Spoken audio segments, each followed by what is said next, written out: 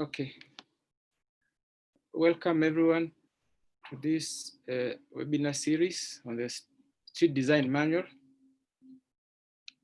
I hope you are all okay and not in this COVID situation. So we'll go ahead and start this webinar as we allow other people to join in as we go on. The street design manual is a document that has been drafted by ITDP for the Ministry of Transport and Infrastructure with the help from UN Habitat. And it's meant to make street environments conducive for all users, especially the vulnerable, cyclists and pedestrians. So as part of this webinar series, it is important to get views from the cycling community on how they would like streets to cater for their needs. And to introduce this meeting, I would like to call upon Cyprian Odada, the Director, Critical Mass, Nairobi, to make her opening remarks. Thank you. Good morning, everyone, and thank you very much for joining ITDP's webinar on making cycling-friendly cities in Africa. I would really like to commend ITDP for the work that it has done in pushing for safer streets for cyclists and to a greater extent pedestrians and public transport users. It is a well-known fact that majority of Africans are actually pedestrians, and a good number of those pedestrians would wish to ride bicycles, but it's very unfortunate that in many cities, the roads are actually not designed to favor the safe and continuous movement of cyclists or even the pedestrians. And here in Nairobi, to be specific, we've seen our roads being designed with little to no consideration towards cyclists. Many times you find very wide roads being constructed, very nice paved carriageways, but there's very little space that is left behind to ensure that other road users can safely use the space. We find disconnected walkways or cycle tracks.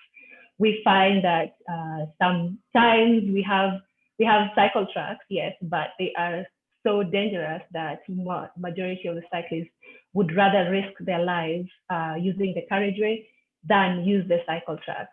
I myself, I have been cycling in Nairobi since 2015, and back in 2015 we were a handful of cyclists. Well, let me not say a handful. We were not as many cyclists as we are in 2020. Now we have so many more people who are choosing to ride bicycles. We have people from all age groups, both women and men, who are choosing to ride bicycles. And it's the way people are moving is changing. And unfortunately, our roads are not changing with that, the change that we're having. So I organized Critical Mass Nairobi, and Critical Mass Nairobi began as a way of getting more people back on bicycles. We just wanted to show people that bicycles are not necessarily a poor man's way of transport. It is an activity that anybody can enjoy, be it a woman, a man, anybody can enjoy it. And we use Critical Mass to champion for road safety for cyclists. We use Critical Mass as a platform where beginners, newbies can find a safe space where they can cycle. And we've been organizing group rides every last Saturday of every month since the year 2015, and our numbers have grown from a mere 10 cyclists to now having close to 1,000 cyclists. And our hope is this movement will grow into something that other other cities around Africa can also have, and change the negative perception surrounding bicycles, and change how our policymakers think about bicycle use and how they design our roads. I feel like I have gone into so much detail introducing cycling, but cycling is fun, cycling is enjoyable, and I wish more people could explore cycling as a means of transport, and we will probably find it easier to solve other global issues like climate change if we adopt cycling in our road designs and just make it a part of our lifestyle. Thank you. Thank you very much, Cyprian. Cyprian is passionate about cycling, and she was my colleague, and she loves cycling every day of her life.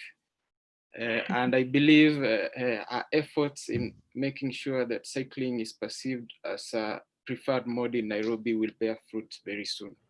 And that's the intention of this street design manual. Thank you very much, Cyprian. You're welcome. So I'll go ahead and introduce my colleagues who will be taking us through the presentation. Engineer Njeri Mburu loves NMT, and she loves cycling, and she wants to make sure that it's very safe for everyone to use our roads in Nairobi. And she will have very good ideas for cycling and how to improve it in Nairobi. Then we have Chris Coast, who is our Africa director, who cycles to every part of this county. So every experience he'll be talking about is from first-hand experience as an active cyclist in Nairobi. So welcome, Engineer Njeri. Thank you. Thank you very much, Stanley. Since we are not too many, maybe we can give a chance to the participants to introduce themselves, and kindly let us see you through the video.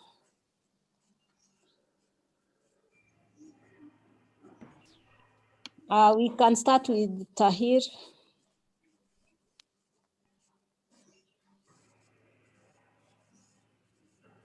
Tahir, kindly unmute and introduce yourself.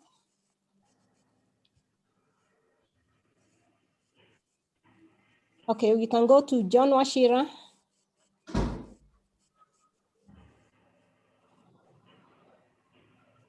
Yeah, morning, how are you? Can you see me? Yes, okay. We can see.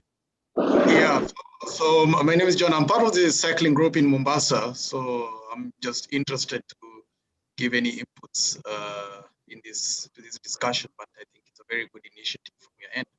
So let's see how it goes on, but my appreciation to be part of the team. Thank you, welcome. John Kimani.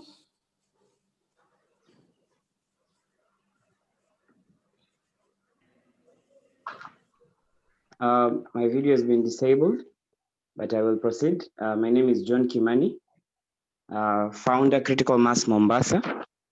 I'm also glad to be joining you guys. Thank you very much, Kimani.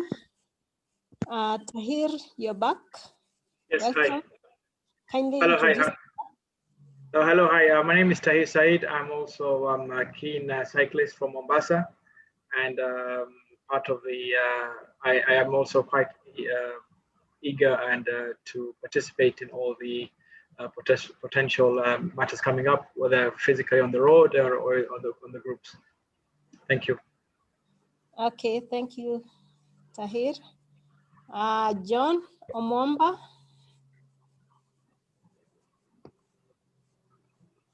Yes, good morning, everyone. My name is John Omwamba. John, we can't hear you, and would be happy to see you. Hello. Hello. Yes, proceed, John. Can you hear me? Yes, we can hear you, but we can't see you. But you can proceed. My name is John Omwamba. I work at UN Habitat. Yes, I'm glad to be here. I also do cycle. Okay, thank you so much, John. Now I can go to the ITDP team. Penina, you can introduce yourself.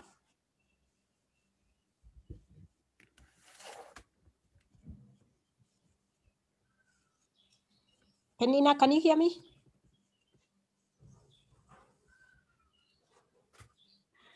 Okay, Caro. Kindly introduce yourself quickly. Hi everyone, my name is Carol. Yeah, Okay. hi everyone, my name is Carol. I work for ITDP Africa. I'm super happy to be here.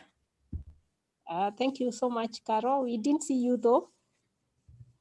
Then Gabriel Gitao. Hi, good morning everyone. My name is Gabriel Gitao. I work for ITDP and I am also an active cyclist in our city. Very good. Chris, kindly introduce yourself. So hi, briefly. Yeah, I'm Chris. We can't Working see with you, the Chris. program here. Oh, Yeah, okay. it's great to have you all on the call, and I'll be talking a bit more later in the program. Okay, thank you so much, Chris. Chris, as Stanley said, is our Africa director.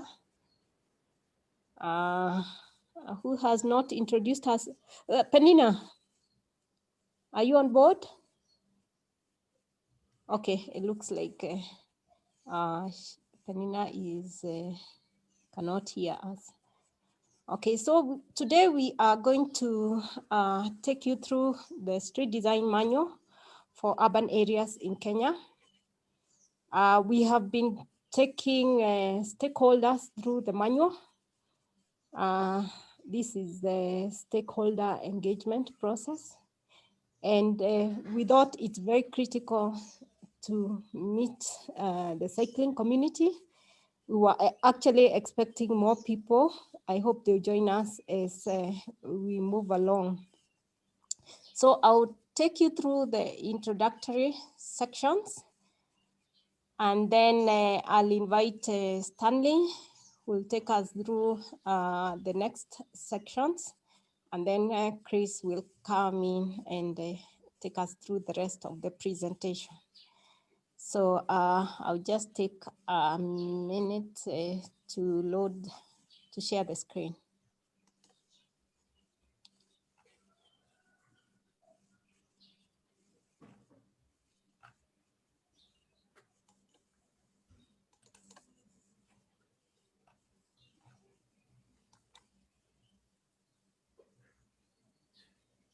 It's just 1 minute.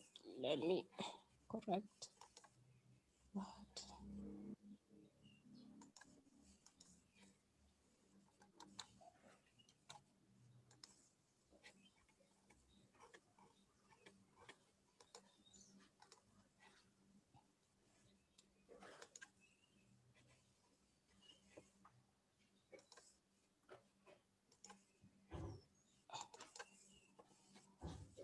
Okay, can you see my screen?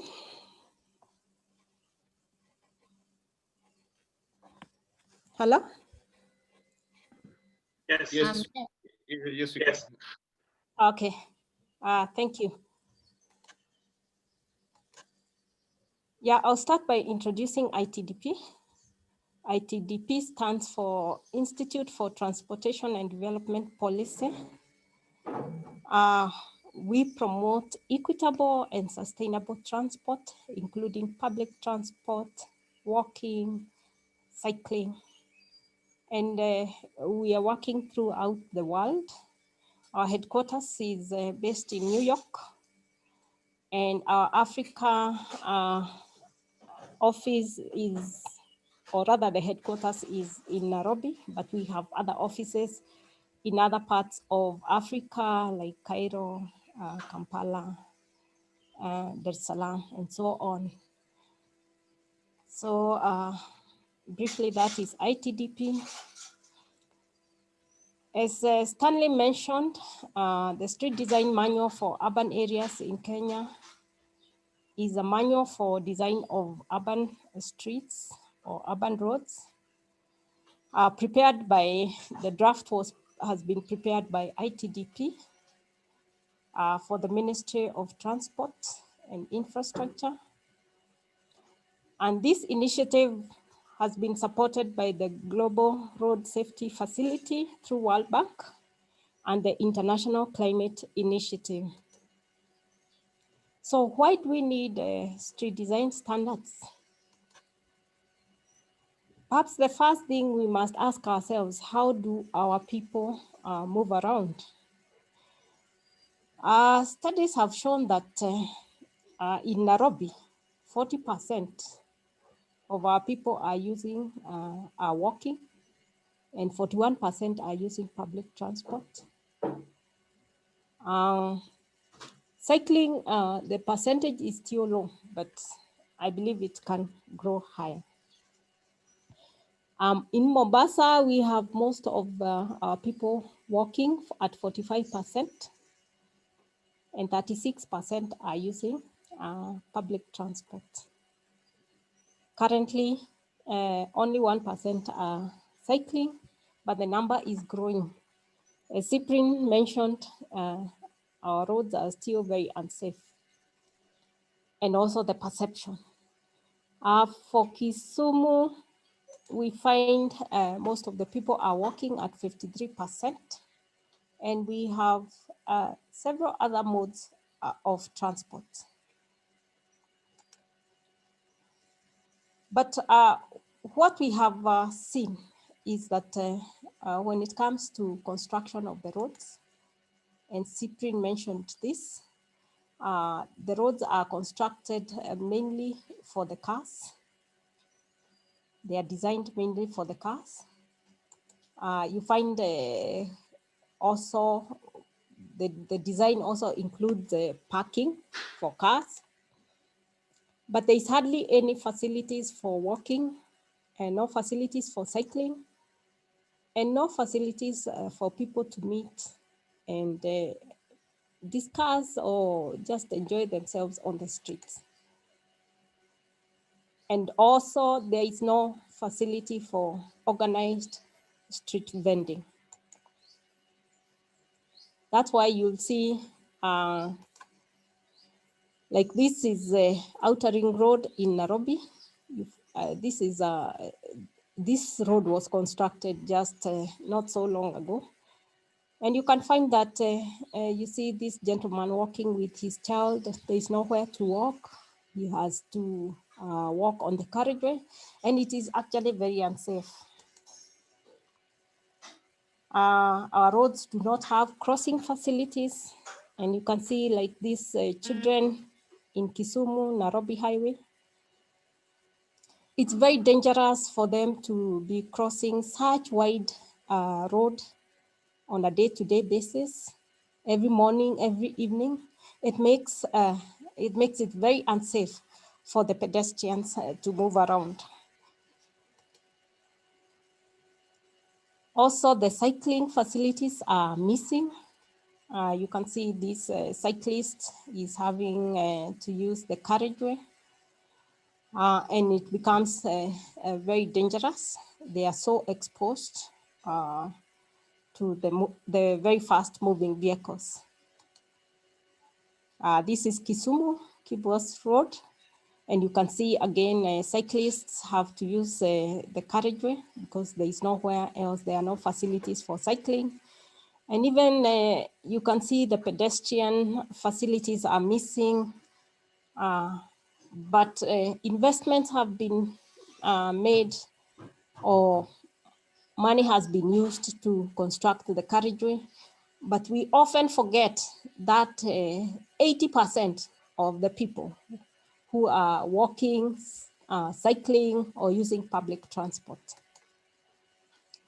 This is Outer Ring Road again.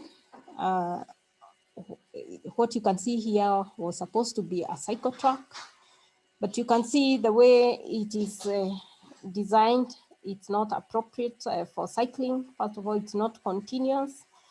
And also there's a lot of debris and silt because the cycle track is part of the drainage, the stormwater drainage system. Another reason why we need the standards is because we are starting to experience a lot of traffic congestion in Nairobi, and indeed even other cities in Kenya. You can see this is Thika Road. Thika Road was commissioned about 8 years ago in 2012, and already we are having a very serious traffic congestion, and it takes people a lot of time to get to the city. We are wasting a lot of time on our roads, and also this kind of congestion causes a lot of pollution and health issues. It has been established that just widening roads is not a solution in itself. We need to approach the problem in a different way. So many cities have established that widening roads just gives short-term benefits. It ends up attracting more vehicles, and you end up with a problem which is bigger than you started with.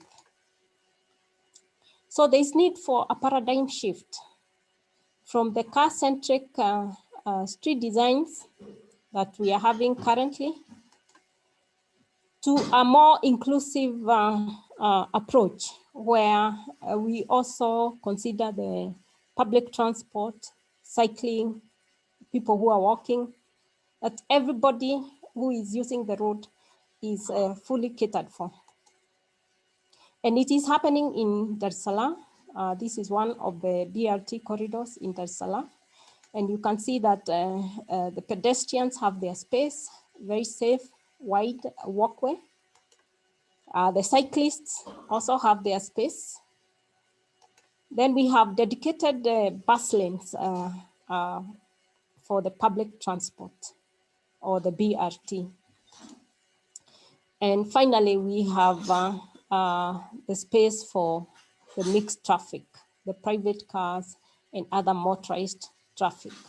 So what we can see is that everybody is well taken care of on the road, and also the pedestrians, the cyclists are safe.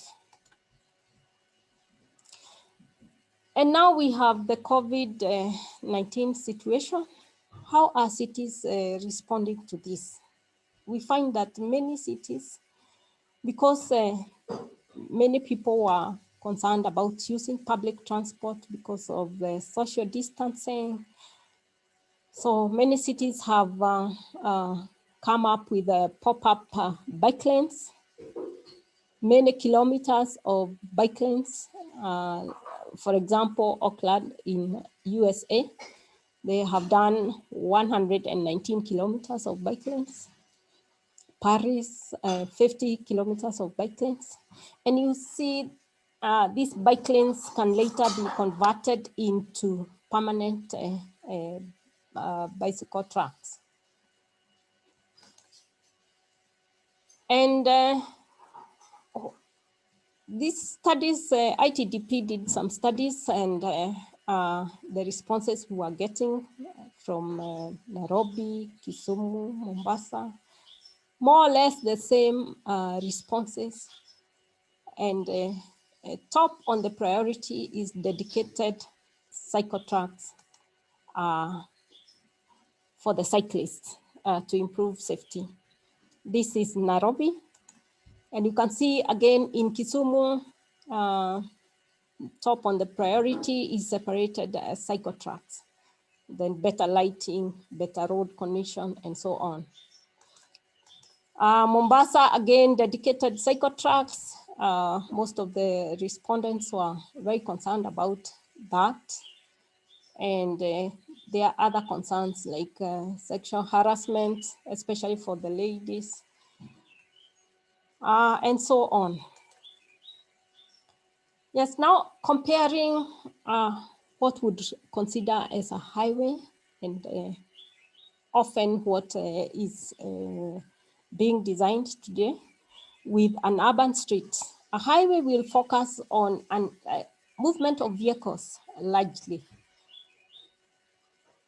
And often you find that you'll have footbridges so that the vehicles can be able to move without interruption of pedestrians. And there's no provision for public transport movement. There are no, even the NMTs are largely not provided. And eventually you find that everybody is everywhere and everybody is inconvenienced, and there are serious safety issues that result in this kind of design. But when it comes to an urban design, you have dedicated spaces for public transport, you have safe crossing facilities, you have very good NMT, cycle tracks, walkways, and you also have space for the mixed traffic. So everybody is well taken care of.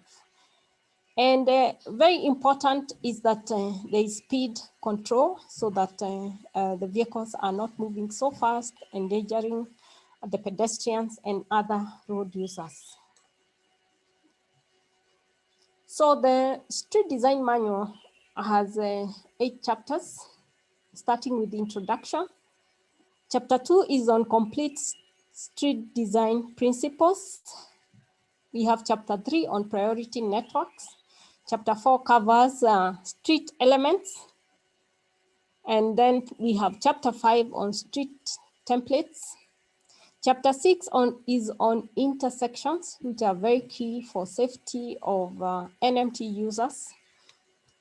Then we have chapter 7 on design process. And finally, we have chapter 8, which covers design checklist.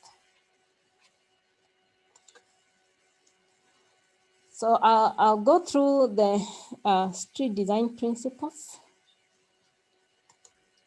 We have 5 street design principles. And the first one is on road safety.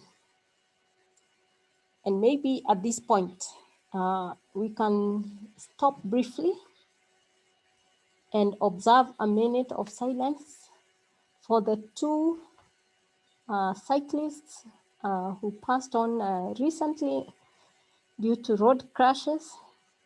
One is Caleb Omwonyo, sorry. And the second one is Dr. Alphonse Oganda.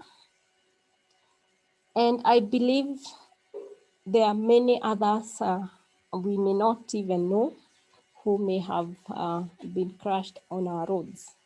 A minute of silence, please.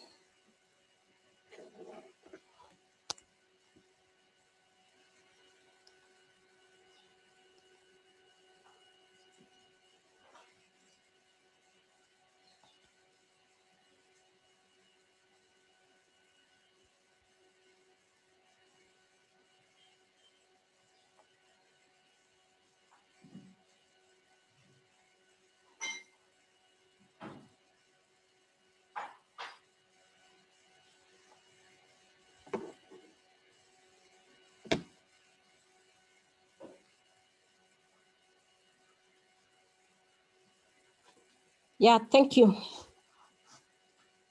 So the first among the 5 principles are designing for safety.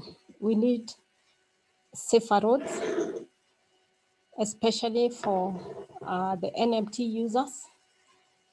And what has been established through studies is that a vehicle on a road moving at a speed of below 30 kilometers per hour, if it hits a pedestrian, it will cause, often it will cause small injuries. But the extent of injuries and also the chances of an accident increase significantly or exponentially as the speed increases beyond 30 kilometers per hour. So we need to control the speeds on our roads, making sure that we do not, especially in the urban areas, we do not have excessive speeds such that when a vehicle hits a pedestrian or a cyclist, we end up with fatalities or very serious injuries. So this is very key, and it is top on our priority. In Kenya, we are losing over 3,000 people every year because of road crashes. And this needs to go down.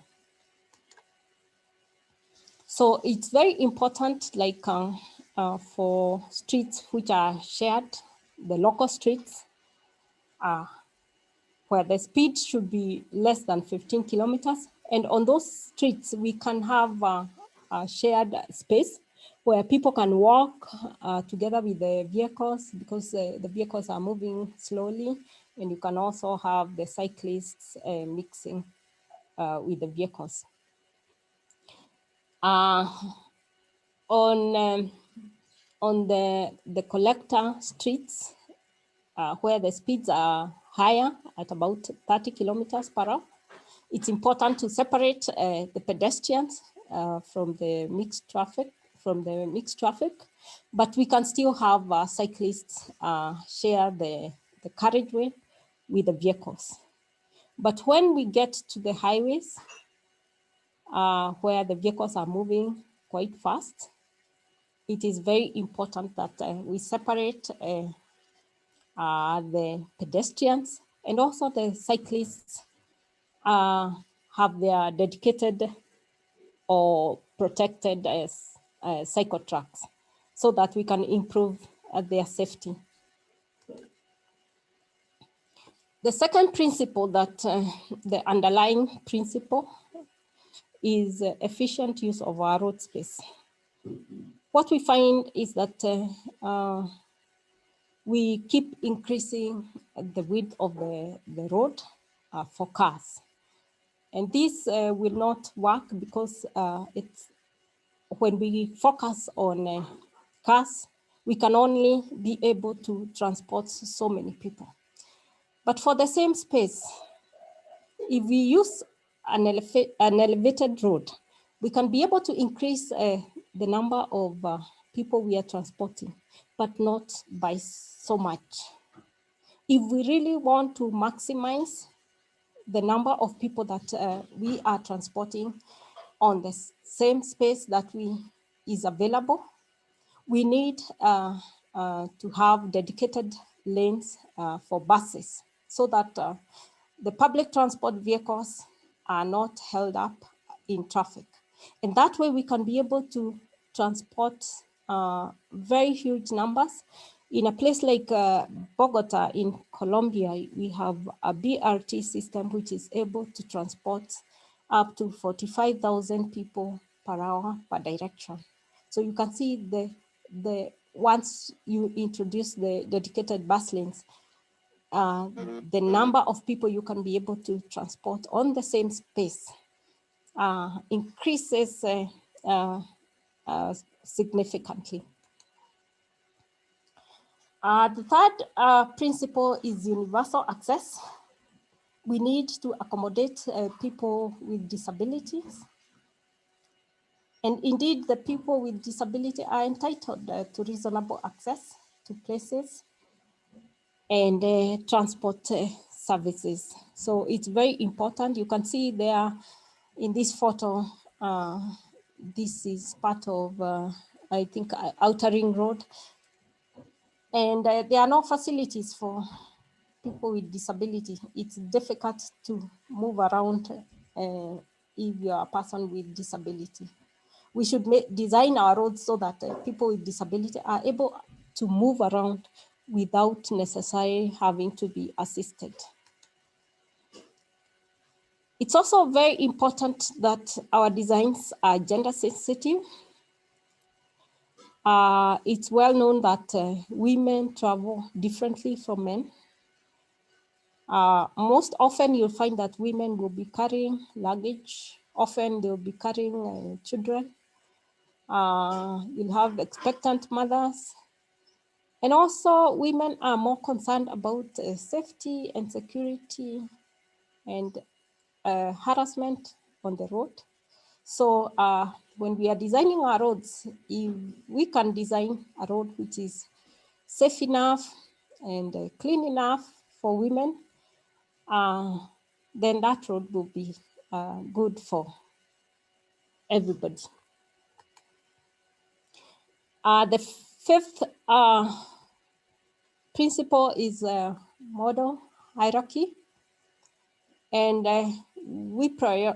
with the priority for pedestrians, followed by cyclists, followed by public transport, then freight, moving cars, and then finally parked cars. And the reason why we have prioritized pedestrians, cyclists, and public transport is because these are the modes for the majority. They are the most affordable modes.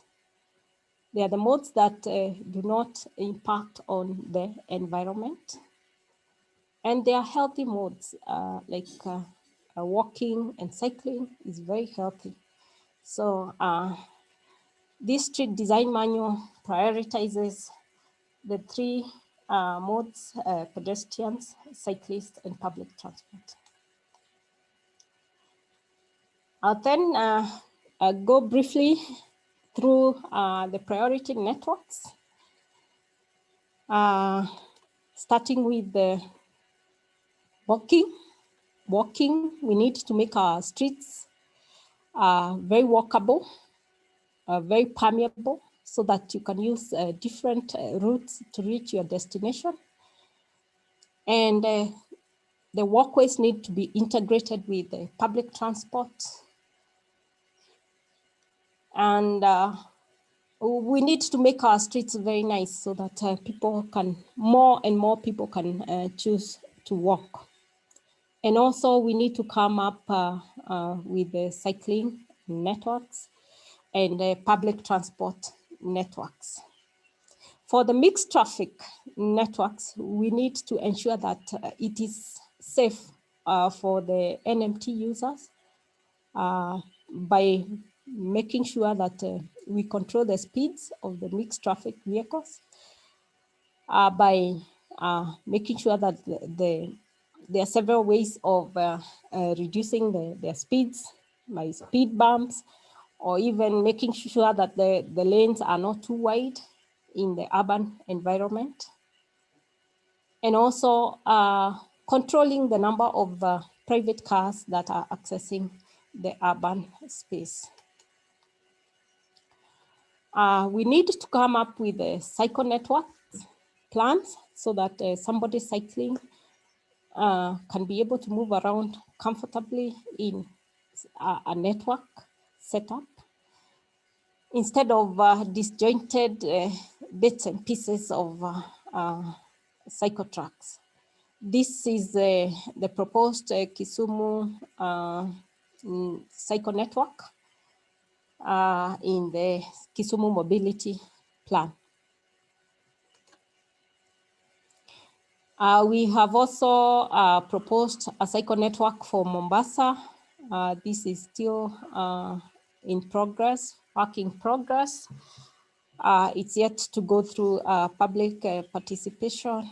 I guess at some point we are going to invite all of you to have more discussions on this. But in Nairobi, at the moment, we do not have any cycle network, but we have bits and pieces. Thika Road, we have a cycle track existing. There are other cycle tracks which are partially usable. I'm sure all of you know about this. And others which are other roads completely don't have any facilities. So we need actually to come up with cycle tracks which connect the cyclists, will integrate the cyclist with the public transport, with the pedestrian zones. It should also provide parking facilities for cyclists and so on. So I'll stop there and I'll invite Stanley to take us through the street elements. and then Chris will come later. Thank you very much. Stanley?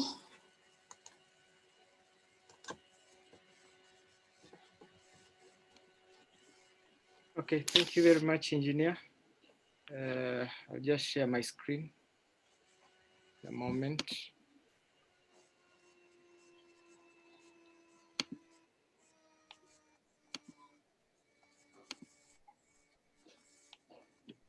Okay, are you able to see my screen?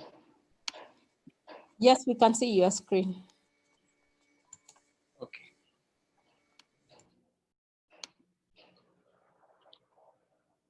So I'll take you through street elements as proposed by the street design manual. And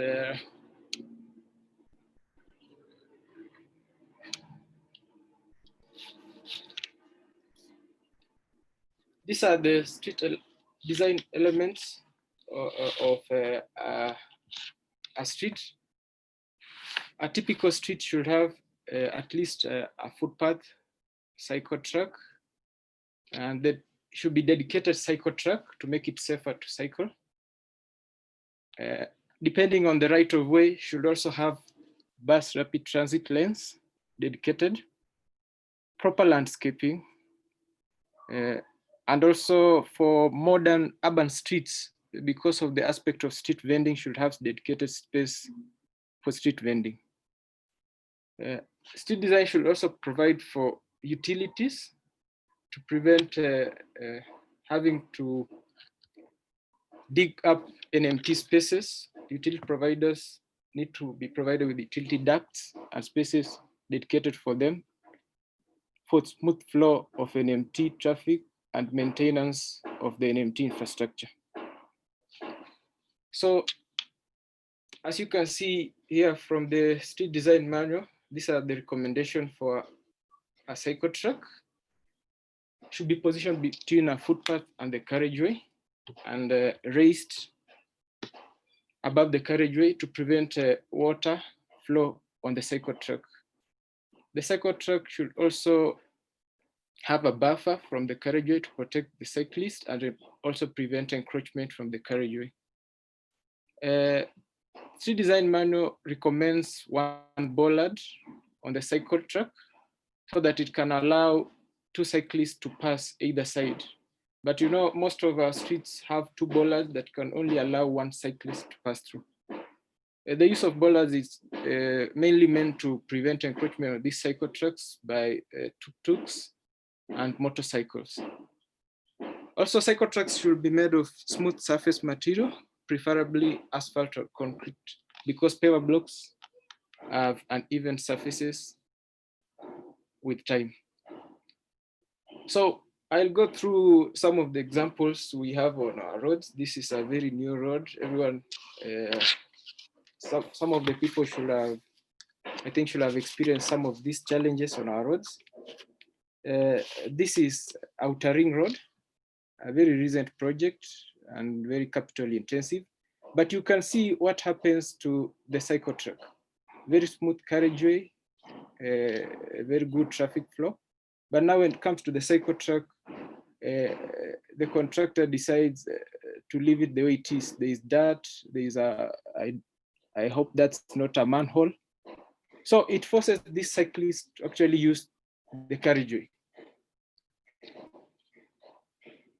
Then the same Gong Road, Outer Ring Road.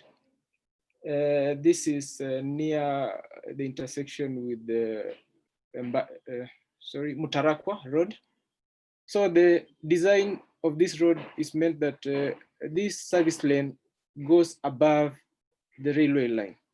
But now the cycle track terminates into this grass patch, and these cyclists are forced to go onto the service lane, which is occasioned by very speedy vehicles. It is very unsafe to actually cycle on Outer Ring Road. Most of the cycle facilities provided on this road are unusable. Then we have, this is Likoni Ukunda Road in Mombasa, where the cycle track is okay. It has bollards to prevent encroachment. But now the problem comes in where the footpath is inadequate to cater for the volume of persons using that stretch.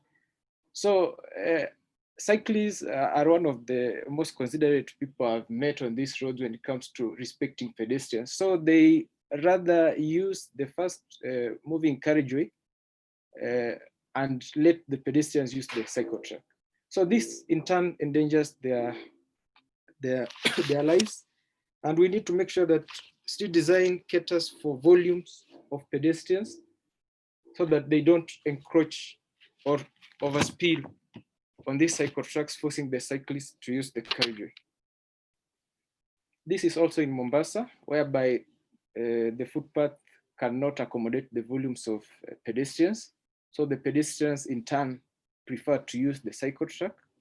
And now the cyclists are forced onto the carriageway. But you can see this is not a matter of space because this drainage is quite big, bigger than the provided cycle track actually. And with proper design, if you cover this drain, you have enough space for both the cyclist and the pedestrians. Okay, this is in Nairobi. This is near Ngara bus stop. This particular section actually lacks a footpath. And so the pedestrians use the cycle track. This will in turn force these cyclists to use this stretch of the carriageway, which is a very dangerous stretch because of the fast moving vehicles and matatus trying to pick and drop passengers at this section. There are good examples. This is in Dar es Salaam, whereby they have provided a cycle track with smooth surface. And they have also provided a footpath which is adequate for the volumes of traffic, pedestrian traffic witnessed on this particular stretch. You can see the minimum width of this cycle track at 2 meters, and it's physically separated from the mixed traffic by a buffer. It's also raised to prevent water from flowing onto the cycle track. The adjacent footpath is 4 meters. Now we have a new project that's ongoing. This is Ngong Road. Most of cyclists have used this. I hope Cyprian has used this too. So for this section, the cycle track has been well provided, smooth surface. But now the footpath that has been provided at peak hour is inadequate to cater for the volumes of pedestrians. So at peak, you will find that these pedestrians have to encroach on this cycle track, forcing these cyclists to use the carriageway. And when cyclists mix with the fast moving vehicles, most of the time it ends into conflicts and disaster. We have simpler ways of making sure that we have dedicated spaces for cyclists. We really don't need to have to construct because our road agencies always find it an excuse of telling people that constructing this cycle track is very expensive.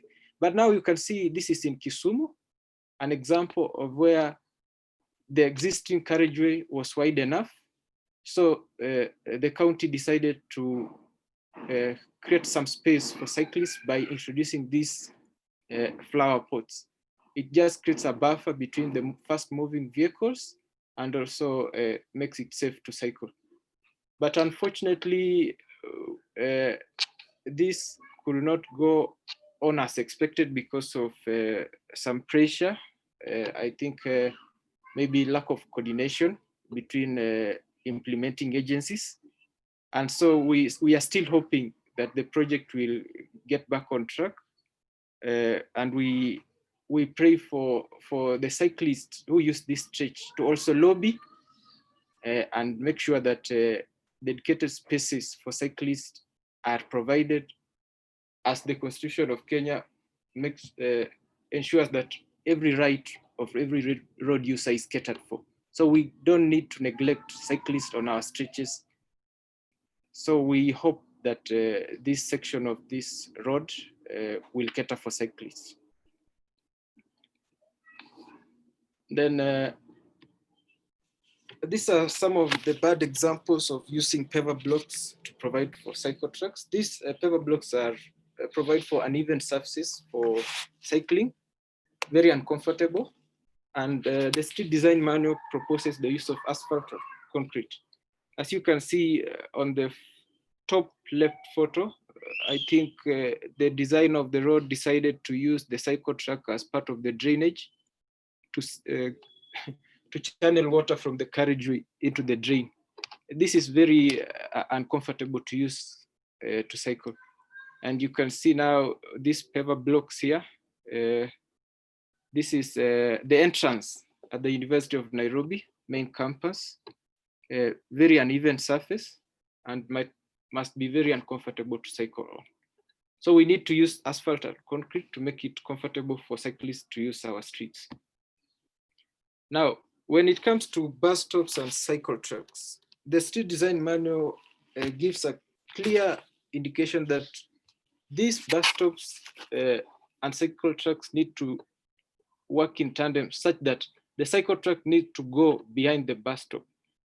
Some of these stretches, you know how our Kenyan PSV drivers compete for passengers.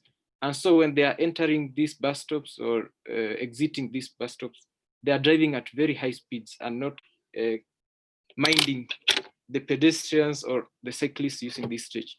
So to make it safe for cyclists to use this stretch, the street design manual actually indicates that the cycle track should go behind the bus stop so that there should be smooth flow of cycle traffic while in turn not affecting the functionality of this bus stop. It also provides for sufficient waiting area for passengers if you provide for a cycle track behind the bus stop so that you don't have to have the passengers also blocking the cycle track. This is a good example in Barcelona where they have provided a bus stop. There is enough space for waiting passengers and there's clear space for moving pedestrians and cycle track. The cycle track is continuous for cyclists. You can see the space is quite wide enough and it can be done also on our roads. This is a very bad example of road design, and this is where the renamed, it's forest road renamed to Wangari Maathai meets Waiyaki Way near Chiromo. This section lacks every aspect of a safe street because first of all, we don't have a footpath at that particular section. And now we don't have a cycle track.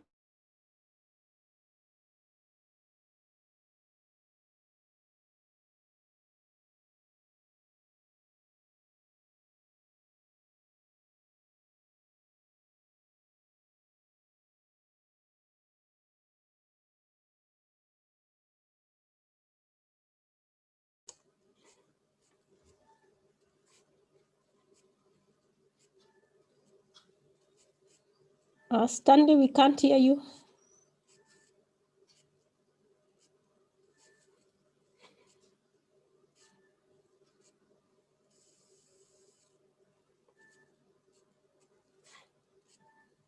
And vehicles move at this, and then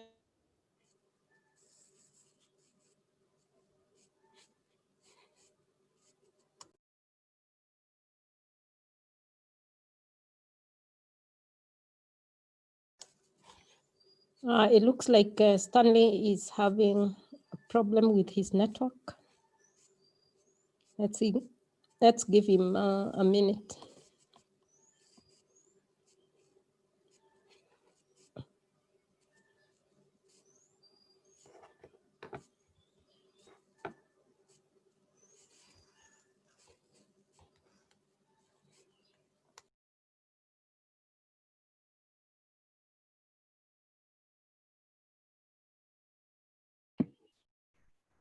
sorry, can you hear me? Yes, we can hear you. Okay, let me share my screen. Let's see where I left off. Okay, can you see the screen? Yes, we can see the screen. Kindly remind me which slide I got lost on.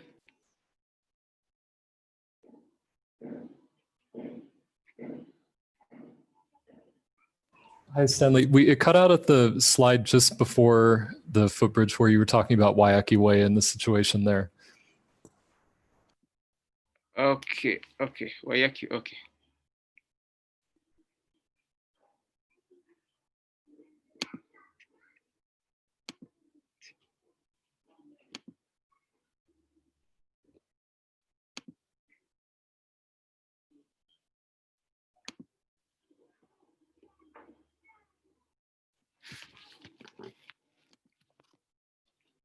Okay, Chris, are you able to see the screen?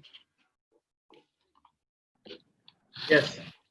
Okay, Yes. okay. Thank you. Sorry for that. I think my connection is having some problems. Okay, so this is Waiyaki Way, a very dangerous stretch for cyclists and pedestrians. Lacks a dedicated crossing. Very unsafe to use this stretch if you are either a cyclist or a pedestrian. This is the traffic headquarters on Thika Road. The footbridge, as you can see, is an afterthought. After erecting this footbridge, it has actually blocked the footpath and the cycle track.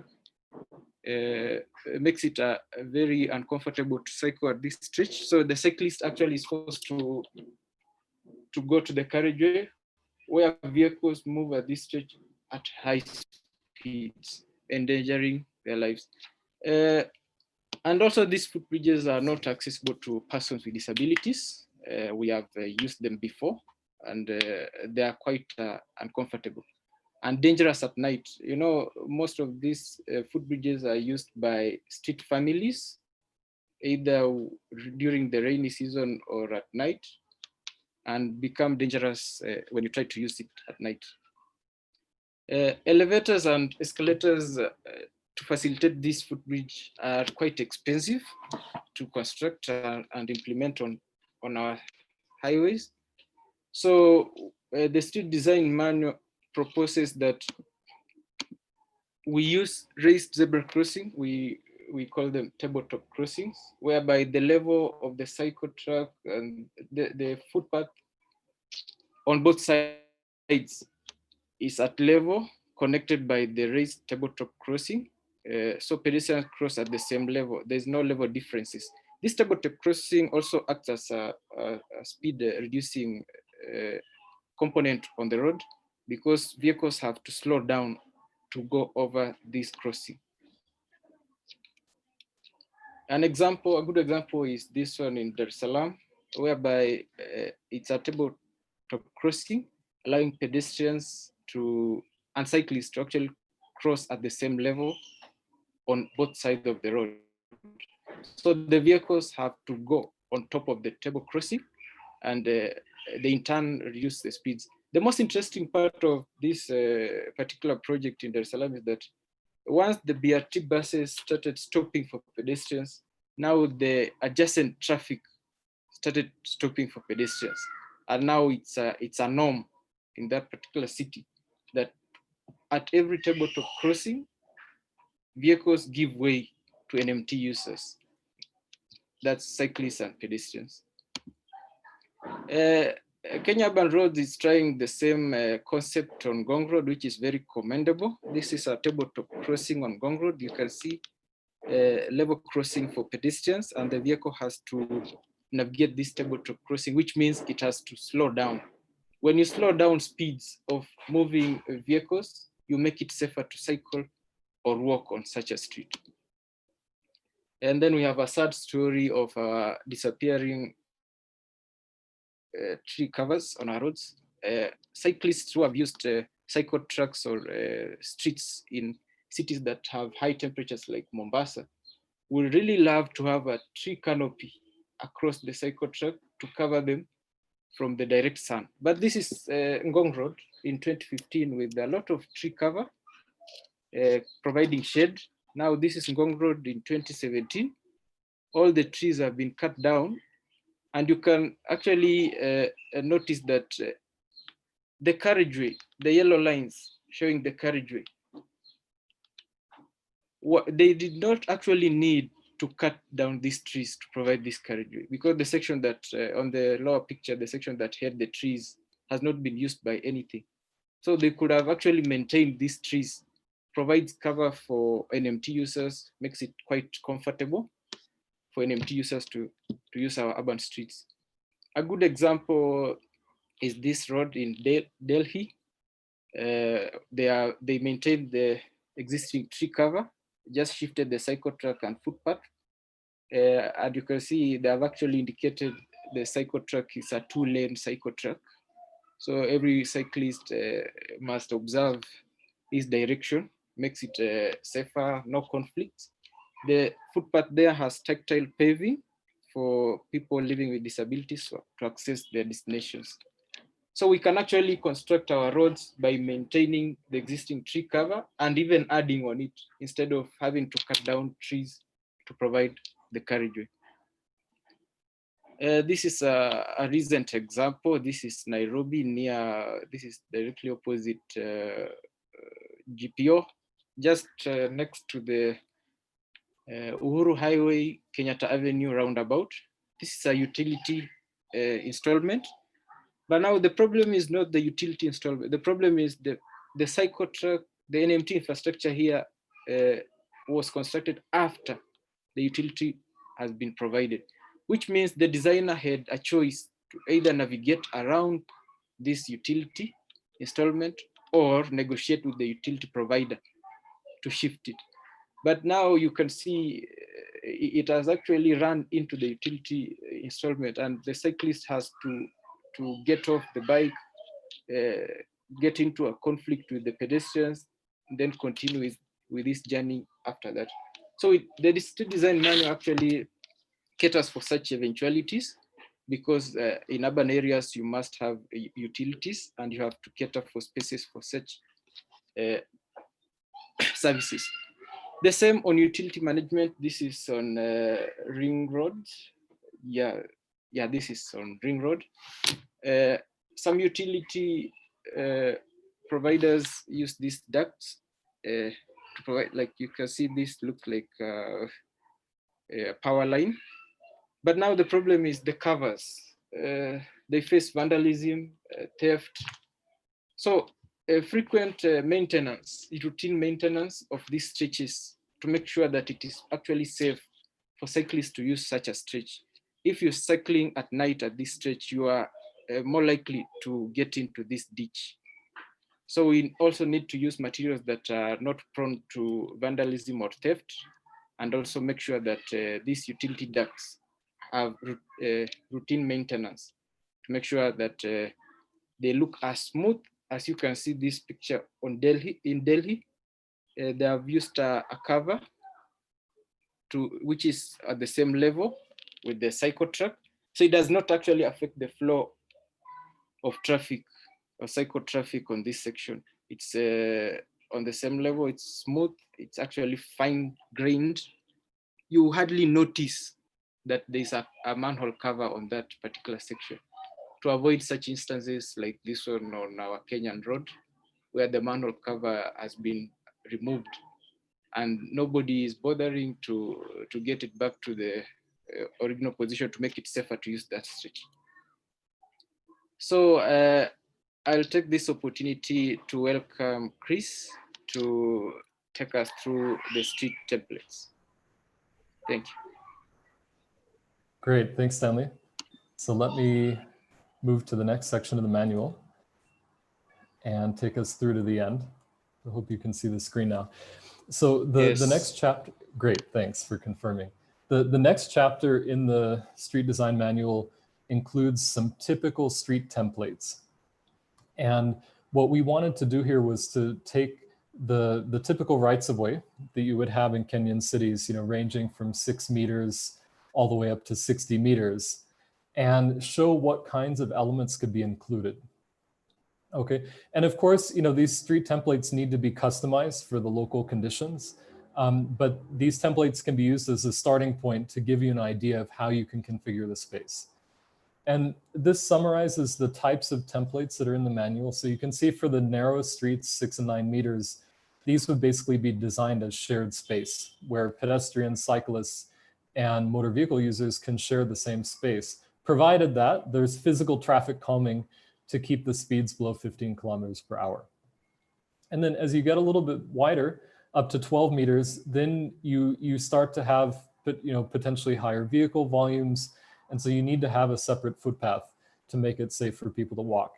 And then starting at about 18 meters, that's where you can begin to provide a separate cycle track. There's enough room in the right-of-way to provide a good footpath and also have the cycle track. And then you can also start to include bus rapid transit facilities and other elements, service lanes and so on. And just to give an idea of how these cross sections look, here are some examples. So for the shared space for 6 and 9, for many of the rights of way, there are obviously different options depending on the requirements on your local street. So for 18 meters, the manual includes this example with a one-way cycle track of 2 meters on each side. And then there's also the option to have a two-way cycle track on one side. And in that case, it needs to be a little bit wider than if it's one way. And for most of the wider streets, you can easily fit a one-way cycle track on either side. So those are some of the options, and you can download the draft manual and take a look at those. Then the next section is about intersections. Intersections are really critical for improving safety for cyclists because this is where the conflicts happen. So far, we haven't done a very good job of designing the intersections. So you can see in this case, I mean, look at where the official crossing is, way back here, right? So if you're a pedestrian, you're supposed to walk over there and then come back. But you can see from the dirt patches on these islands where people are actually walking. They're taking the shortest path according to the pedestrian desire lines, and yet the infrastructure doesn't reflect that. Now, that's for pedestrians. If you look at the cycle track, you'll note that there's this curb here.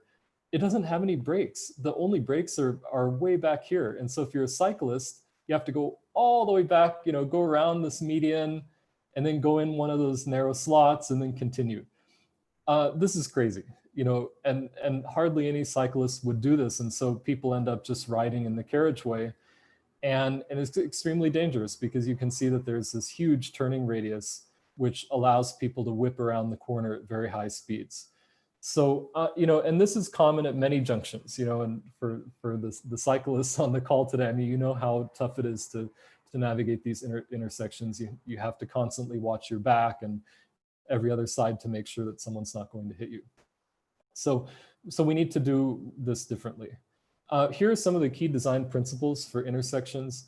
Compared to these huge oversized junctions that we typically build, with this sort of highway design approach, ideal junctions are actually compact and rectilinear, okay?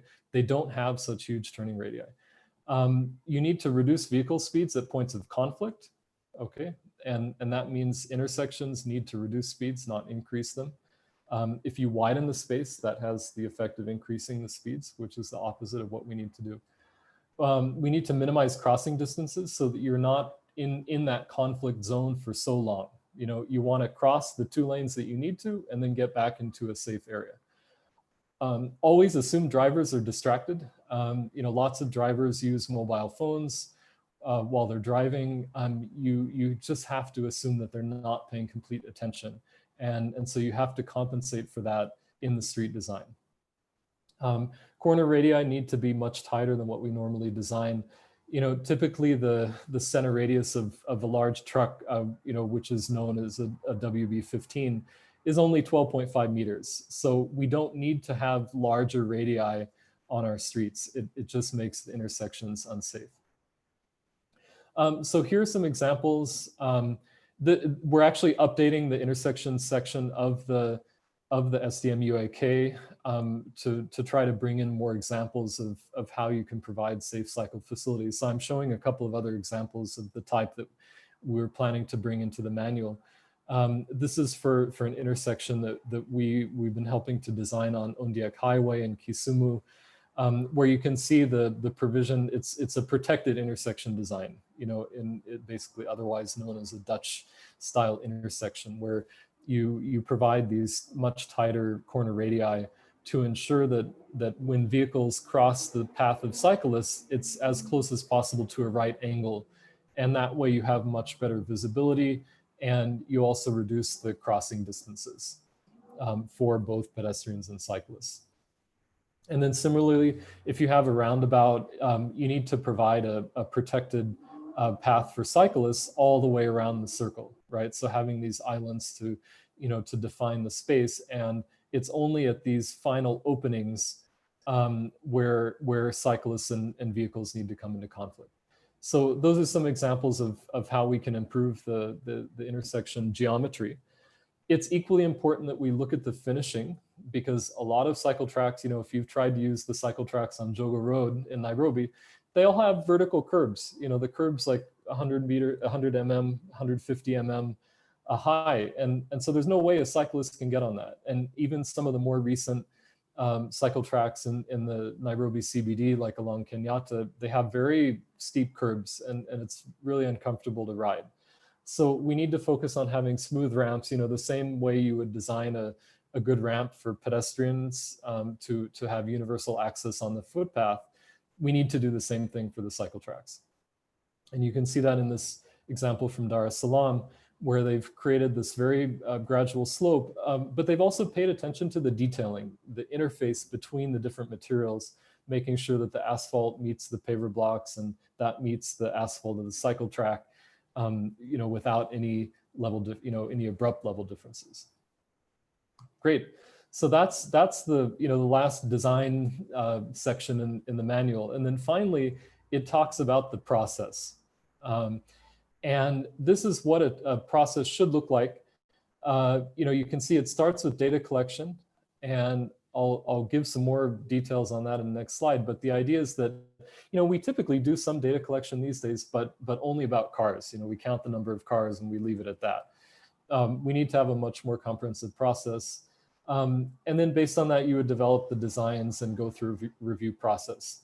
And a key difference here is that stakeholder consultation should happen throughout this process. So rather than having this as a black box where people only learn about the designs, for instance, when the tender documents are posted on the website, when the agency goes to implement, people should actually hear about it much earlier. Agencies should be consulting with all stakeholders, including the cycle community, to get their input. Because I think, for instance, if that had happened with the cycle tracks that were done in the Nairobi CBD, we probably would have been able to resolve a lot of the design issues that have come up. So that's key in the design process. And then this is what I was saying about data collection.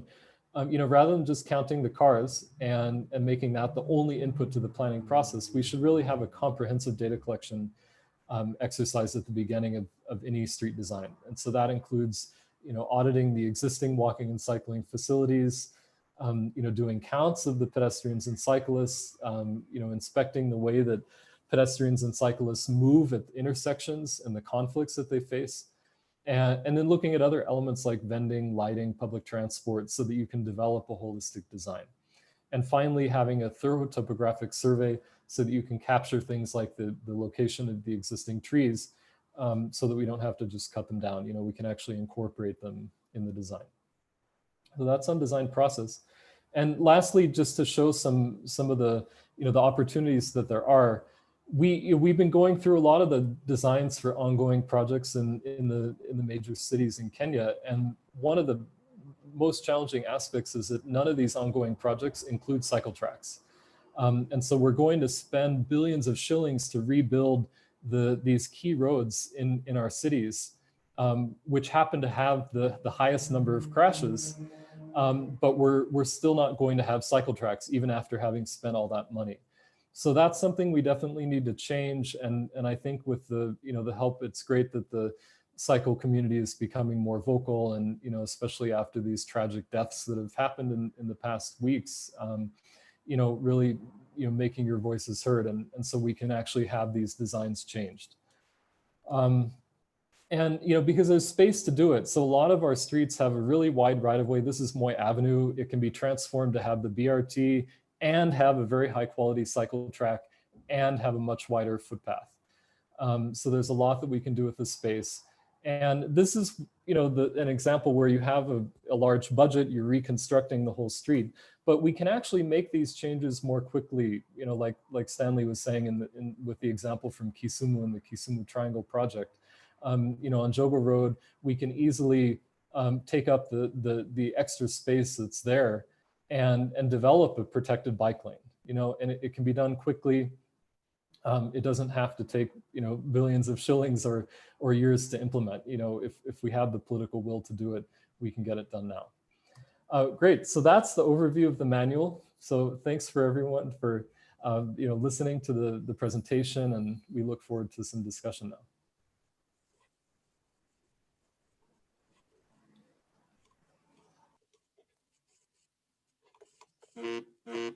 Thank you very much, Chris. I think we can take a 5 minutes break and then we come back for Q&A. Thank you.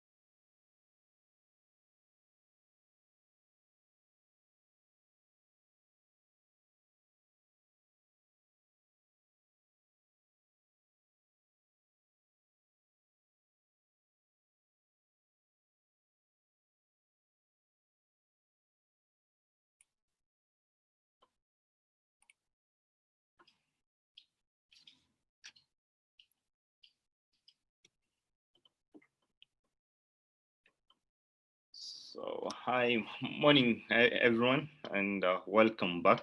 We're going to go to the next session. That is the Q&A session. Thank you, Engineer Jerry, Chris, and Stan for taking us through the good that manual. And now we're going to go into the Q&A session. We're going to do this together with John from Mombasa. He's from Critical Mass Mombasa.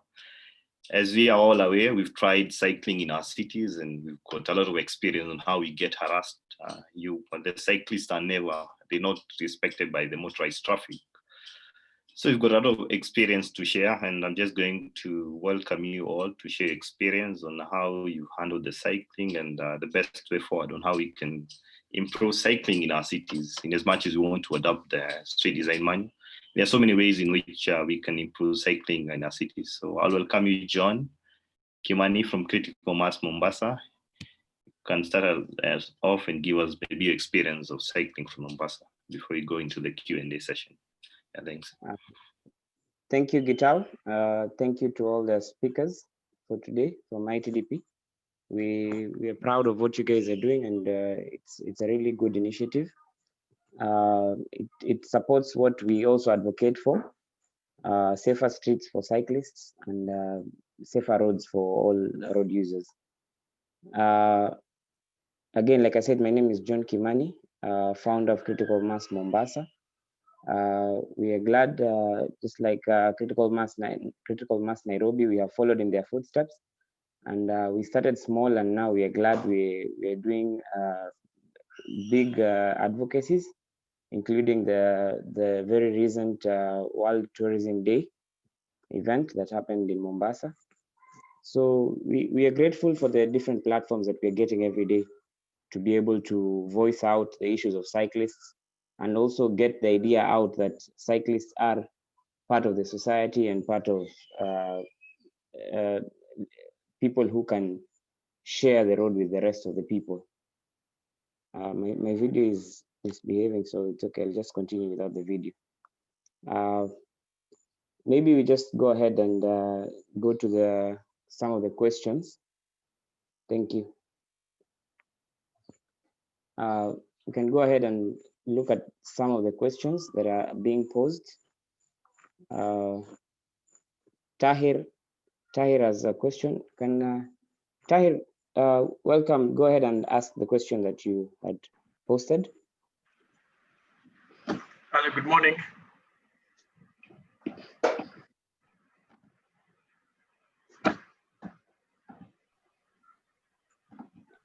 Go ahead, Tahir. Okay, can you hear me? Yes. Yeah, I wanted to ask, thank you, first of all, for giving me this opportunity. Secondly, I wanted to ask a question towards the ITDP. The last time we spoke with you, and in regards to your discussions and with the Mombasa County, since we are based here in Mombasa, have you managed to come up with a plan in regards to redesigning the Mombasa streets for BRT and all the new measures to include all the road users to be included? And secondly, with regards to the Mombasa Malindi Road, have you opened discussions with the relevant authorities, whether it's Kenha or Kura, regards to for them to include the additional road users, including pedestrians and cyclists? Because last time you mentioned that they were planning an 8-lane highway, but within their plans they had no provisions for such. Thank you. Thank you, Tahir. Let me for that question to Engineer Jerry, and please kindly respond to Tahir's question, please. Okay, thank you. We have actually made a lot of effort with respect to Mombasa Malindi Road. We have been working very hard to get Kenha to review the designs and include BRT and adequate NMT on that corridor. we have not received any updates to the effect that the design has been improved or changed to include those facilities. But we are still really lobbying and trying to get even the governor himself to intervene before the construction starts. We would be happy to have other stakeholders like yourselves, the cyclists, maybe seek for an appointment with the governor or with the county. And you can even table a memorandum asking for the facilities that you need, like the cycle tracks, to be included in some of these designs. It's also very important for the cycling community, like to attend, say, like when there is environmental impact assessment meetings. Very important to attend those meetings.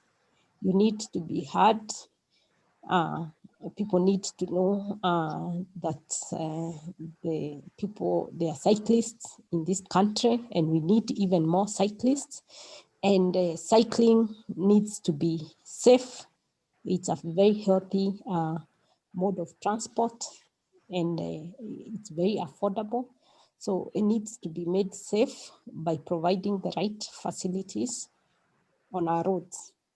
So I would encourage you to be part of this pushing or putting pressure on the government to provide those facilities.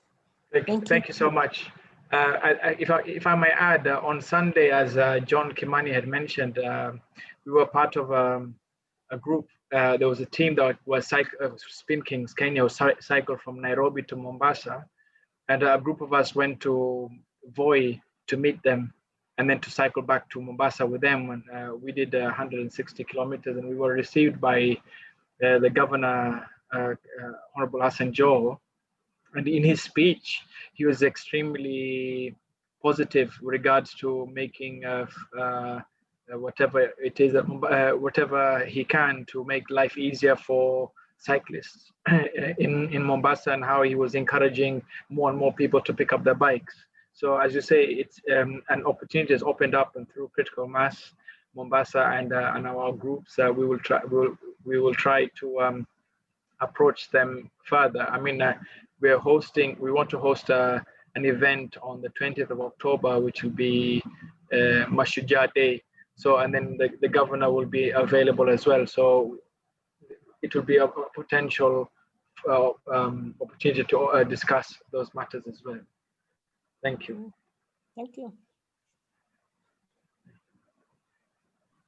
Thank you, Tahir. I guess the answer to that also answers John Omwambo's question in the chat of how lobbying can be done. And well, let us continue to partner to get this information to the team that is here and the others that are not here, to be able to continue lobbying and make sure that government understands the required infrastructure by the people who need it more, that the people who are walking and the people who are cycling. Maybe Gitao, you take it up and ask the next question. Yes. Okay, thanks. I can see Carrie from UNEP. You've made some nice comments, and your hand is raised.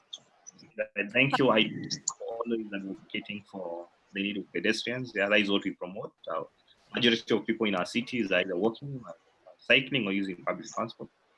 And so we always advocate for these sustainable modes of transport. I can see your hand is raised. Kindly your comment. Go ahead and ask your question. Hi, Gabriel. Thanks. Yeah, it's Carly here from UNEP, Global Program Lead for the Walking and Cycling Program. Thanks for bringing us all together today and for the great presentations. I just wanted to ask really what you would like from everyone listening in today with regards to advocating for the implementation of the manual. Is there anything that UNEP can do, the NGOs on the line? What would ITDP and the team ask from us as a group listening in on what we can do? What action should we take? Thanks, Carrie, for your question. Chris, kindly respond to that, please. Yeah, sure. Yeah, Carly, thanks for the question. Yeah, I think the main thing is, because we at ITDP we've been doing a lot of work on a technical level with the agencies to try to ensure that these projects include walking and cycling facilities. But I think what it really requires is this political push, because the agencies need to feel like they have the cover from the the higher authorities to actually change these designs. So I think that's where the work is needed, because as I showed in the slide, most of these major road projects in the country are going forward without any provision for cycle tracks. So the agencies, Kenha, Kura, really need to hear loud and clear from the cycle community that this isn't going to give us the kind of city that we want. We need to start changing these designs if we want people to be able to travel safely and efficiently without having to use vehicles. So that's the main thing I would recommend. Thanks, Chris.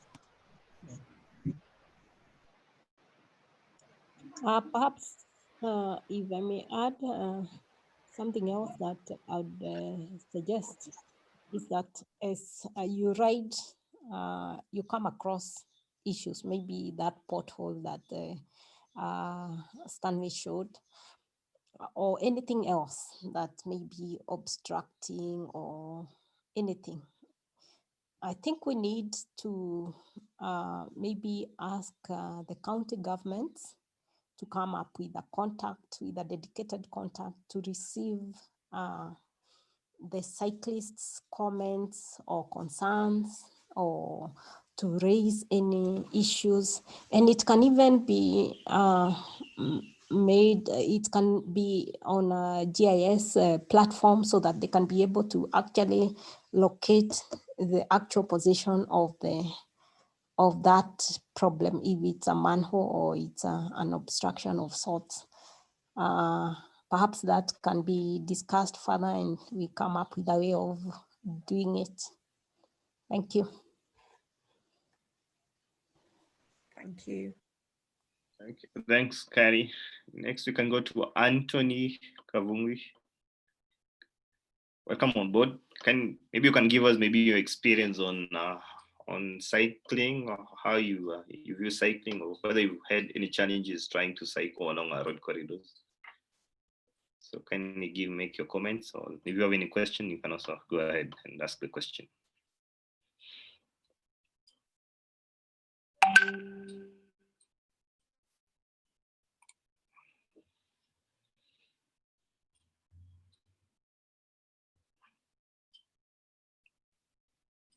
Anthony, kindly unmute yourself.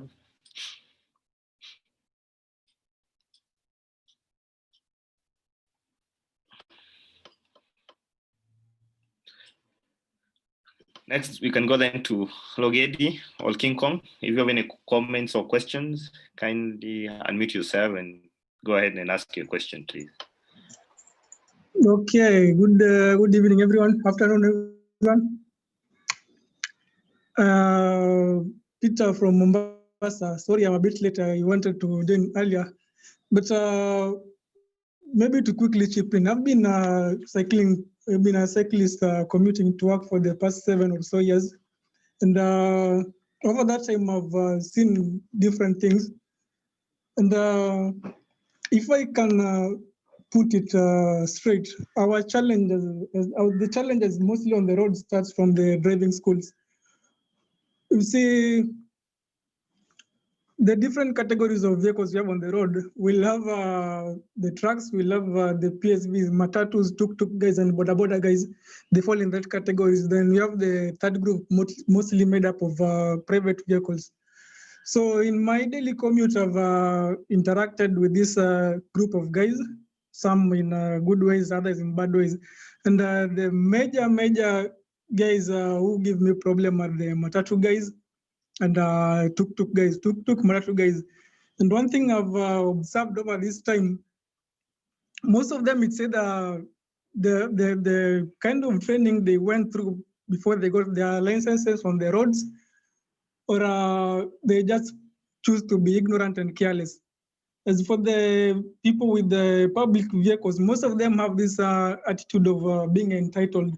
They feel as a cyclist on the road, like you don't belong, you are not, they are more better than you, if I can put it simply. They have that better than you mentality. And maybe if I can quote an experience I had with one guy sometimes back along Links Road.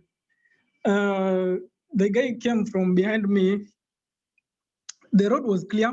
He had all the space to overtake me, but chose to slow as he was overtaking me, and tells me that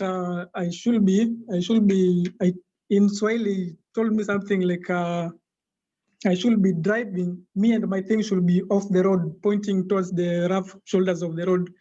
I should stop wasting other people's times. So the next time, the other experiences I've had with the matatu guys and tuk-tuk guys, one time I got in a head-on collision with a tuk-tuk guy, and he ran off.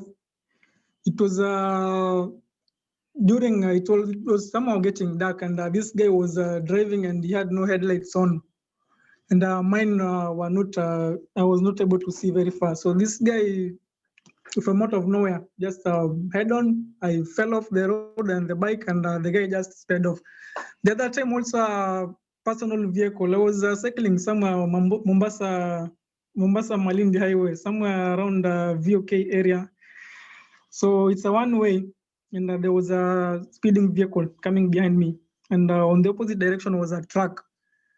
So because of the nature of the road, it's slightly narrow and rough shoulders.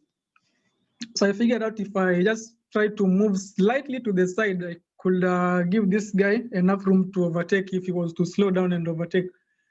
But instead of that, the guy just zoomed past me, and he hit me with his side mirror. So he moved on like some 3 or 4 meters, slowed down, didn't bother to stop, just slowed down temporarily, then sped off. So over the time, what I've learned from these guys, safety on the road, largely it's upon me. No matter how much I'll be careful, I can be careful, we always have that ignorant group. So the other thing also, the infrastructure. I don't know whatever policies they have in place or protocol they follow when designing the cycling lanes, because some are not properly designed, they are discontinuous, some have manholes on them, and when it rains, you can't see a manhole because it will be flooded, poor drainage as well.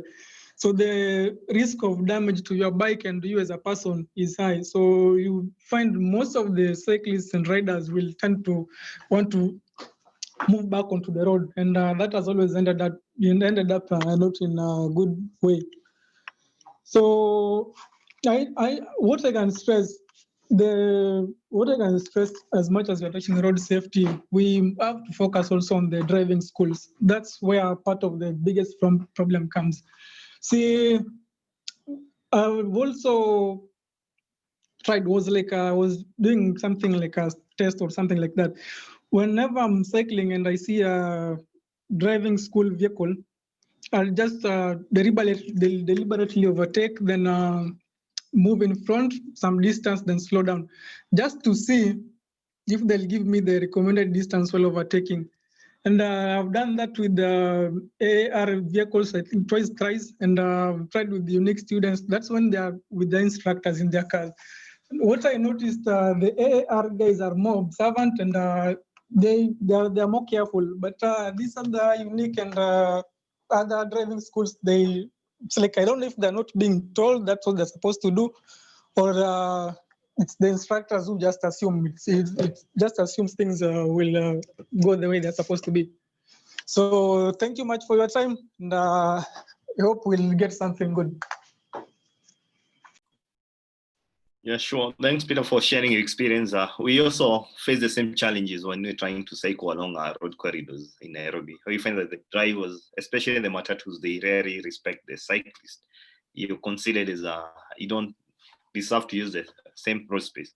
That's why we always advocating for these provision of separate cycle tracks along a corridor, and provision for all road users, not only for the people who are driving their cars, but also for the pedestrians and cyclists. So thanks for sharing your experience. We can go next to Logedi. If you're online, you can also maybe give your comments or experience of some of the things you've experienced while cycling within the city. Good morning. I hope you can hear me. Yes, yes, we can. Thank you for the good forum. I'm a driver who is transitioning to being a cyclist, and I find cycling more enjoyable than driving. I'm also an urban planner, and I'd like to point out a few issues that I've noted from the presentation. That our agencies, especially Kenha, Kura, and Kera, don't have enough transportation planners. And as of now, we can see that engineers have always been designing our roads, and from the evidence, they are not doing a very good pro NMT job. You can see, for example, a slide that have been shown that an NMT infrastructure is running into our utility infrastructure or open manholes and even surfaces. So I believe we should advocate for transportation planners to be included as key decision making professionals within the Kenya, Kura, and Kera. Number two, from where I stand as a planner who has interacted with government, the government priority has always been to move cars, not people. Thika Road was built to move cars, and already it's full of cars, and you can see even the little available NMT infrastructure is not convenient for people to use. So I don't know how we can change the mindset of policymakers in government that people, roads are for people, and to be exact, cities are for people, they're not for cars. We should not be having one capacity car moving into town to go find parking when you can have a BRT carrying more people. Then there are plans within Nairobi, for example, to introduce the BRT and the commuter rail. And I believe as much as we are adopting the street manual, it should also integrate cycling within the whole infrastructure of BRT and commuter rail. Why am I saying this? You can cycle to the commuter rail station with your bike, get into a train, avoid all the bustle and hustle that it is on, for example, Mombasa Road, Thika Road, go to the railways, then cycle again into town and go back to your home using the same route. So the BRT and commuter rail system should also integrate cycling, because already it is moving people, but where are the cyclists involved in all these? Do we have routes to the railway station that will encourage cyclists to go? Number three, I believe in all our efforts to advocate for the street manual, the politics of the day should be very key. How do I say this? I believe in the presentation shared by Chris, he showed a very good example of Moi Avenue, how it can be transformed to include all these infrastructure for NMT. But the politics of the day will say, we are going to remove parking to provide for NMT. Who will pay for the parking spots that we remove? We have a counter offer for the city management in terms of loss of revenue from the parking. How do you offset that issue? Perhaps we should also go to advocate that people moving in town, cities are for people. When people move, they'll shop more, they'll be able to interact more. And for loss of parking spaces, we can prorate that to the remaining parking spaces or increase the business licenses, because more businesses will be open to more people who are working within these streets. I believe we are going in the right direction from this discussion. Probably next time we should involve now people from Kenha and Kura to see that a small storm in a teacup can brew into a very big movement in terms of provision of enabling facilities for road users, all road users. Thank you.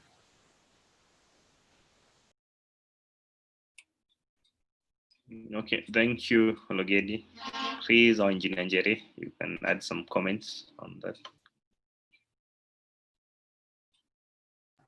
Yeah, I mean, maybe just one quick idea. I think we'd be very interested in organizing a joint ride with cyclists in Nairobi and Mombasa to take some of the officials from Kenha and Kura and the other agencies to go out for a ride. And we could actually check out some of the recently built cycle tracks. And then they would get that way a firsthand idea of some of the issues that cyclists encounter. Because I think it's much easier to see it firsthand than to talk about it in theory. So if folks are up for that, we could organize such an event. Yeah, thank you, Nobedi, for those very insightful comments. What I would say is that one, maybe we are hoping, like with Kisumu, in the Kisumu Sustainable Mobility Plan, once they start implementing it, they're going to be organizing car-free days and also road safety weeks. They are proposed in the mobility plan. And those are very good opportunities for the cycling community to come out very strongly and air their concerns, even handing memorandums to the county governments, to Kura, to Kenha. And you can also even just seek for an appointment with the MD Kura, MD Kenha, and have a meeting with them. And it's also good to actually hand in like a memorandum with the various concerns, and also ask to be invited, to be treated as a key stakeholder, so that whenever there is a design, let's say a design of a road, they engage you as a key stakeholder. And that design is presented to you, and you critique it and you air your concerns. That way, you'll find that over time, the designs are going to start becoming more and more friendly towards cyclists and other road users like pedestrians and also public transport. Yeah, and also since the cyclists are the users of the facilities, it's very important to say exactly how you would want the cycle tracks to be. Like Chris always tells us that the Paver blocks are very uncomfortable. So yeah, this is a point that when it's heard from the cyclists themselves, then it will sink in faster than when it's coming out from anybody else. So let's keep working on this. It may take a bit of time. Change takes time. But eventually you'll see things changing gradually. They'll start changing. Thank you. Thank you, Susan, Jerry. Next, I can see Nelson. Your hand is risen. Kindly go ahead and make your comments or ask your questions. Afternoon, everyone. Hi, we can hear you. Yes, you can get me. Now, mine one is to acknowledge the great support that you've done so far in hosting this forum. And number two, to make a few observations and recommendations thereof. Yeah. One, having driven both in Mombasa and Nairobi, that is mostly in Eastlands and the Western Circuit, I have made a few observations. We as cyclists, number one, we tend to fight for right of way with motorists, which I believe is detrimental to us going forward. I would advise people, one, always assume that the driver will not give you way. To be on the safe side, always assume that the driver will not give you way. A case in point, anyone who has driven the Manyanja Road route, yes, the Manyanja Road route, Umoja, Buruburu, Jogorod, you will attest to the fact that those drivers don't always give you way. So if you have that assumption in you, I believe you'll always be safe. Number two, as much as we castigate drivers to observe the rules, I believe we should have something like a training platform for us cyclists, so that one, we know how to branch off, when to brake, and when to enter a roundabout, and how to exit on turns. Like Mombasa Road is a good example where there are some abrupt turns that don't always turn out to be as expected. And number three, I concur with Njeri on the way forward, on the proposals that we have suggested. I also concur with Chris on the project proposal and implementation with the relevant authorities. But we as cyclists, first and foremost, what are we doing? Are we giving the concerned parties, that is motorists, a way to respect us? We should not always be militant to come out when something bad happens to one of our colleagues. I think we should also advocate for safe riding practices amongst ourselves. That one, we can always have a fallback plan. This is what we do. Then what are you doing for us? Hope I'm clear on that. Number three, I would like this forum to give us a suggestion or to come up with a proposal. Now that cycling has been recognized world over as a mobility, as a way of mobility to commute to and from work, I think we should come up with proposals for financing on asset acquiring. We should recognize, most of the good bikes, they are quite expensive. And good bikes, just like good roads, will also ensure our safety and our comfort. So my suggestion was for this body, and through lobbying with the relevant parties, to advocate for financing and insurance recognition for accidents thereof. We don't know if in the event of an insurance, we don't know which party we will fall under. Will it be personal? Will it be vehicle? Mine for now, I believe is just that, and I would urge ourselves and our team that keep it up. The ones who are doing the long distance hauls, like me, these days I'm on the weekend trails. Let us keep it up. Let us make people aware of what we do.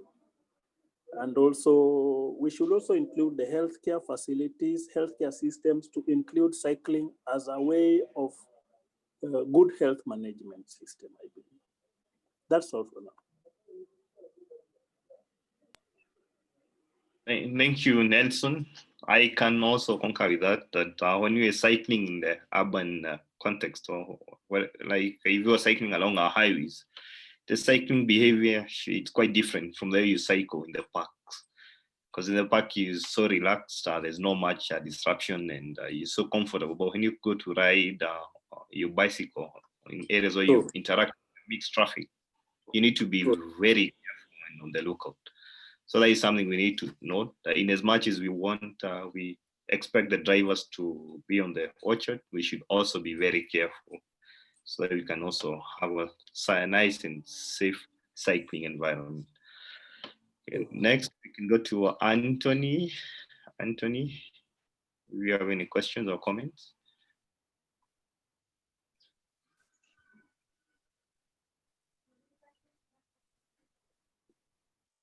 Anthony and Joe Dirito. Or Paul Macharia. If you have any comments, kindly go ahead and ask your questions or give your comments in this platform. Hi, everyone. Hi. I just want to appreciate this forum and the good work that you've been doing to create this awareness and promote the safety of cyclists. Me being, having had an accident before where I have actually hit a cyclist and where I've been hit as a cyclist, I know there are a bit of confusing issues about it. Just as a driver, it's about are our roads safe enough? Do we have the sufficient furniture on the roads that can be able to protect the cyclist? And as a cyclist, is there room for us to make sure that we can maneuver and make mistakes on the road safely? So those are the critical issues that I would request that needs to be looked at. I know there's been a lot of discussions also within the government, and it's all about funding and it's all about the space that they have for the cyclists. I know some roads have already been put some cycling lanes, but as you can see, like on Gong Road, these cycling lanes are very poorly unkept. There are no rules. You find people walking on them, cars parked on them, motor riders using them on the opposite lane. So it becomes very difficult for cyclists, and they're also not as smooth for cyclists. So it's a wider discussion, but I think you've done the right steps to try and put us on the right path in that discussion, in that dialogue. I know there's also an issue about insurance and how best they can be able to compensate and provide for upkeep of cyclists if they're injured or anything happens to them. So these are very critical issues, and it's a good conversation that starts somewhere, and I know that there's light at the end of the tunnel.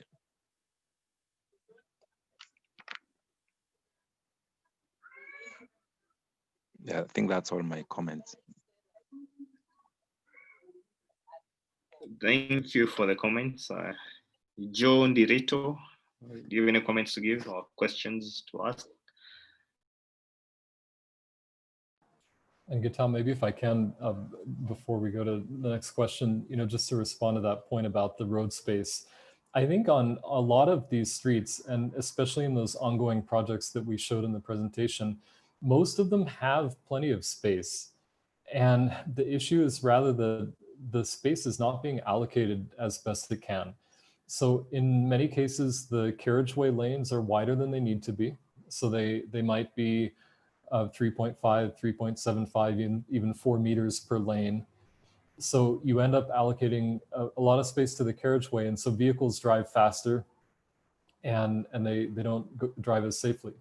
And so we can repurpose some of that space. So for the same right-of-way, for the same construction budget, we can actually include the cycle facilities. Because what happens if for instance, on the Mombasa Malindi Road, if we construct that without the cycle track, the cyclists are still going to use that space, right? They're going to just ride in the carriageway or in the service lane. So they will still take up some space on the street. It's just that it won't have been provided in a safe way. So it's not really benefiting the motor vehicle users either, if we design the street that way. So it's really a matter of going out, and that's why the observation is so important at the beginning of the street design process, to see who's actually using the street, and making sure that the street responds to all the users.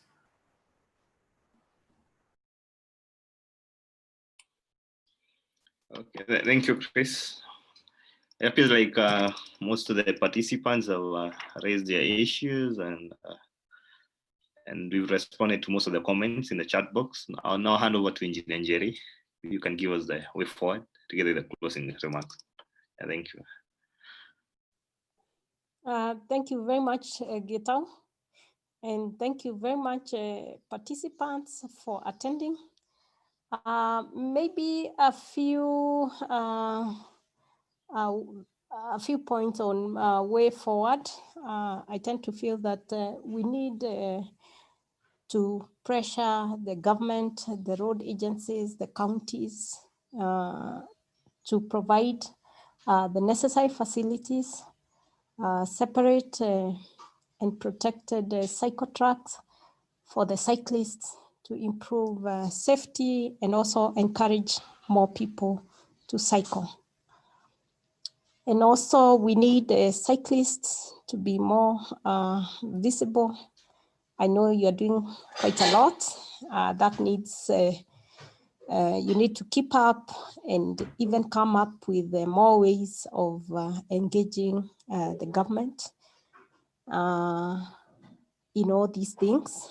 Don't let it pass, just be very firm and pressure them, pressure the government to do the right things, because the cyclist is as much as possible.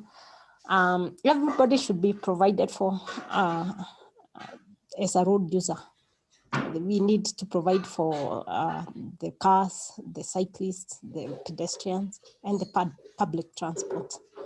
So there is need for the cyclists to pressure the government. And I think it's also the issue of insurance came up. So I think that is something that the cycling community needs to think about. And you can discuss that also with the insurance companies and come up with a way of getting a workable insurance for the cyclists. Another issue is the training for drivers, so that they are more careful about other road users, and the training for cyclists. I don't know whether, I believe NTSA is responsible for this. And I think it is good also to seek a forum with NTSA and engage them. These bodies are supposed to serve the public.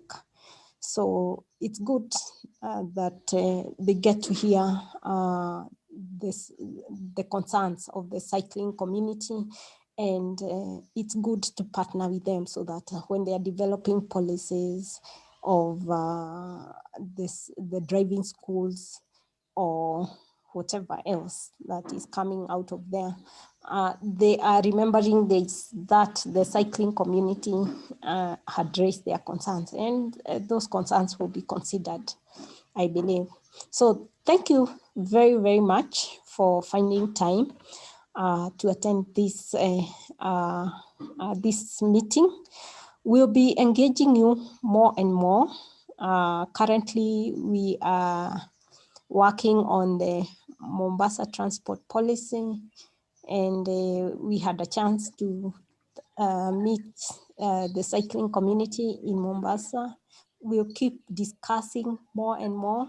We'll also invite you for more meetings on Kisumu Sustainable Mobility Plan. And we'll share the document with you people so that you can go with it and submit your comments. And even comments towards the sustainable urban mobility, sorry, the street design manual for urban areas in Kenya. So thank you very much, and let's keep talking. And feel free to reach out to us for any comments, or if you ask for a design from Kenha or Kura and you need it to be reviewed, we can assist. Yes, just feel free to reach out to us. Thank you very much, and God bless you.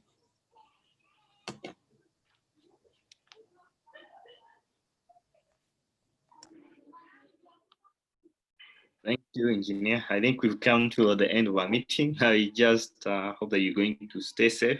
Always have your PPEs when you're cycling on our roads, and be on the lookout. Stay safe, and thank you for showing up for the meeting. Thanks a lot. Bye-bye. Bye-bye.